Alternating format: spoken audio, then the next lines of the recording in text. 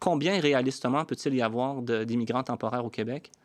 À chaque mois, on regarde les statistiques et on a de la difficulté à croire aux données que l'on voit.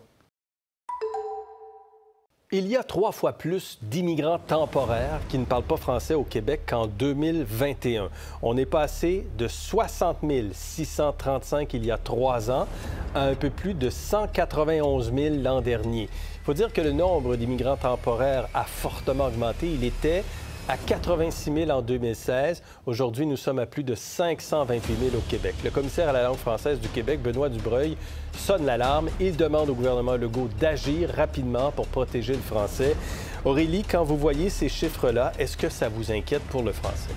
Bien, moi, je pense que la question qu'il faut poser, c'est surtout de savoir, OK, qu'est-ce qu'on pourrait faire pour accompagner ces personnes-là dans leur apprentissage du français? Parce qu'il faut le dire aussi, le choix du virage du Québec vers l'immigration temporaire, là, qui regroupe essentiellement les travailleurs temporaires, les demandeurs d'asile et les étudiants, c'est comme ça les 3 grandes catégories, bien, c'est parce qu'il y avait des besoins. On a fait ce choix-là consciemment de favoriser l'immigration temporaire.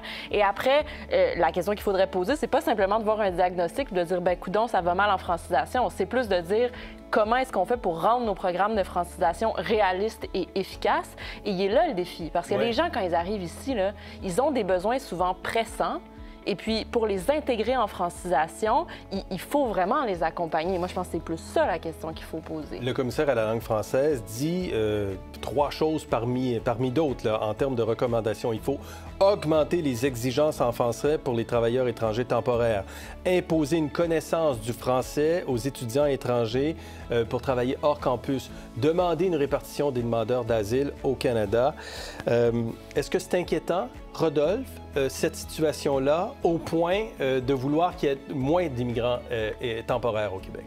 Oui, tout à fait. C'est inquiétant et c'est aussi le résultat de la politique d'immigration ou ce qui s'est passé avec le gouvernement fédéral qui a perdu le contrôle. Ça veut dire qu'il ne faut pas qu'on s'étonne parce qu'on a vu des problèmes dans les écoles, on a vu des problèmes dans les soins de santé. C'est sûr qu'il allait y avoir des problèmes de francisation. C'est sûr qu'avec le chemin Roxham et avec ce qui est arrivé avec les réfugiés, c'est sûr qu'on n'a pas réparti et que le Québec a eu trop de réfugiés par rapport à son poids démographique. Donc, c'est sûr que ça a eu un impact. Concernant les étudiants étrangers, moi, je pense que les universités ont une responsabilité, puis que McGill et Concordia, par exemple, qu'on a pointé du doigt, n'ont pas de programme de francisation, par exemple, pour les étudiants étrangers. Je pense que ça, c'est une lacune. C'est pas une responsabilité, je pense, que du gouvernement. Je pense que c'est une responsabilité des universités. Concernant les travailleurs temporaires, mais c'est sûr qu'ensuite, il faut s'assurer qu'il y a un équilibre. Je pense que le commissaire a été correct de dire que pour les travailleurs agricoles, faudrait qu'ils aient une exception. Je pense que c'est correct, mais il ne faut pas oublier le fait que l'augmentation incontrôlée, la mauvaise coordination du gouvernement fédéral, qui l'a même admis, le ministre Miller l'a admis, bien, c'est ça le résultat, c'est qu'on a maintenant trop de personnes qui ne parlent pas français au Québec par rapport à son poids démographique et ça aurait dû être réparti dans les autres provinces. En fait, je suis d'accord avec la question des étudiants internationaux parce que d'autant plus qu'un nombre important de ces étudiants-là veulent devenir des résidents permanents éventuellement. Donc, tu dis, tu crées le continuum pour qu'ils se rendent jusque-là. Pour les autres, il faut se mettre aussi dans la peau des petites entreprises qui ont besoin de ces gens-là. Est-ce qu'on va les retirer de leur travail pour aller faire des cours de français? Ça va être un défi. C'est un peu ça qu'ils proposent, M. Dubreuil. Oui, puis là, je me dis, mais si j'étais un propriétaire d'un petit commerce où j'ai absolument besoin de ces personnes-là, moi, je peux vous dire qu'au Nouveau-Brunswick, c'est une situation qu'on rencontre aussi, même pour les résidents permanents qui nous arrivent chez nous, qui ont accès à des cours de français et puis qui arrivent difficilement à s'y rendre.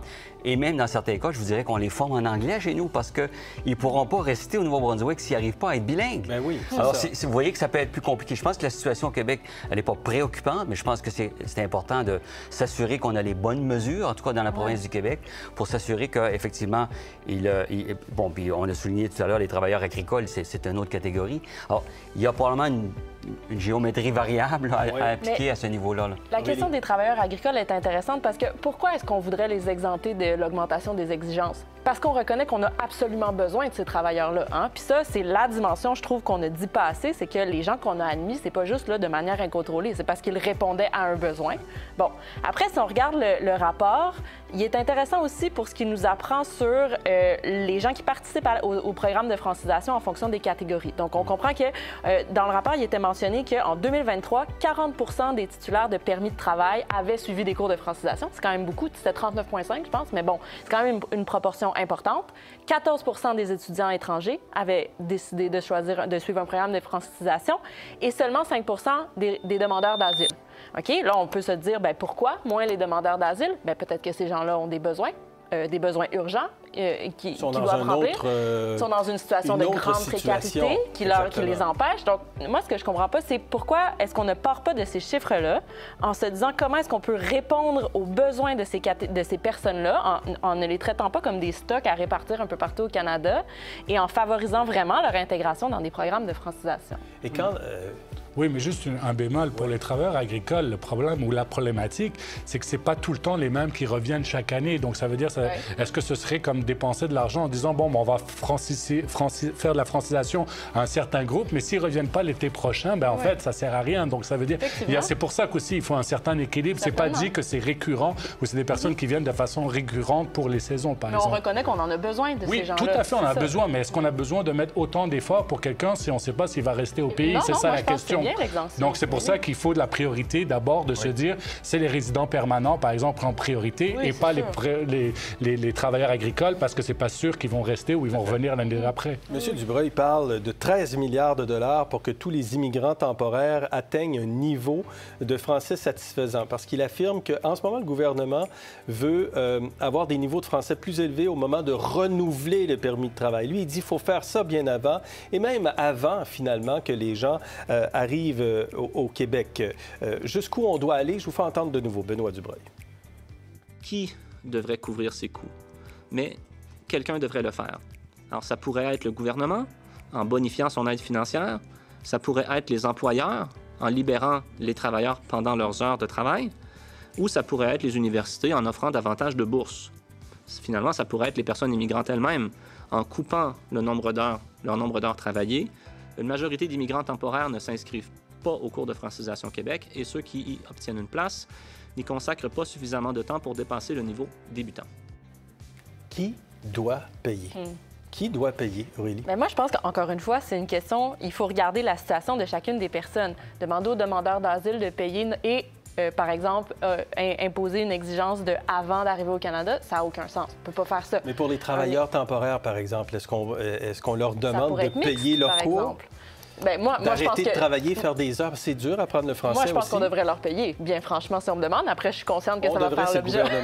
Mais collectivement. Collectivement, moi, je pense qu'on devrait faire cet effort-là pour les personnes. Nos collègues de RAD ont fait un documentaire récemment sur le processus de francisation pour voir si c'était réaliste d'apprendre en 6 mois. Et puis, je trouve que dans ce documentaire-là, premièrement, on voit les résultats qui sont parfois très impressionnants des programmes de francisation, mais aussi comment la vie, les besoins de première nécessité, c'est un gros obstacle à la francisation et donc il faut aider ces gens-là en leur donnant un soutien matériel, pas juste une petite tape dans le dos. Oui, Cyril? Oui, le gouvernement a un rôle, c'est clair. Puis je pense qu'on a souligné à plusieurs reprises à quel point les nouveaux arrivants qui arrivent ici, qui ont des familles, qui ont des défis considérables sur tellement d'aspects de la vie quotidienne, de leur imposer ce fardeau-là, si on n'arrive pas à mettre en place des mesures pour les accompagner, ça va être difficile de monter ces ratios-là à des Qui doit payer, Rodolphe? Bien, écoutez, ça dépend vraiment de la catégorie parce que faut pas oublier que le commissaire a dit qu'il faut agir en amont. Donc déjà, si on veut prendre certains travailleurs, qu'on sélectionne d'abord des gens qui viennent de pays francophones, déjà, ça aide. Deuxièmement, ensuite, ça dépend de la catégorie parce que si on amène des travailleurs qui travaillent dans des bureaux ou quoi que ce soit, c'est sûr qu'on peut faire des programmes partagés entre l'employeur et le gouvernement. Comme je viens de le dire tout à l'heure, pour les travailleurs agricoles, je pense pas que ça vaut la peine de dépenser autant d'argent s'ils ne prennent pas le chemin de la résidence permanente ou de devenir immigrants ensuite. Mais je pense qu'il y a une responsabilité des deux côtés, à la fois des employeurs de contribuer ou sinon de les libérer plus, mais aussi une responsabilité individuelle de certaines personnes.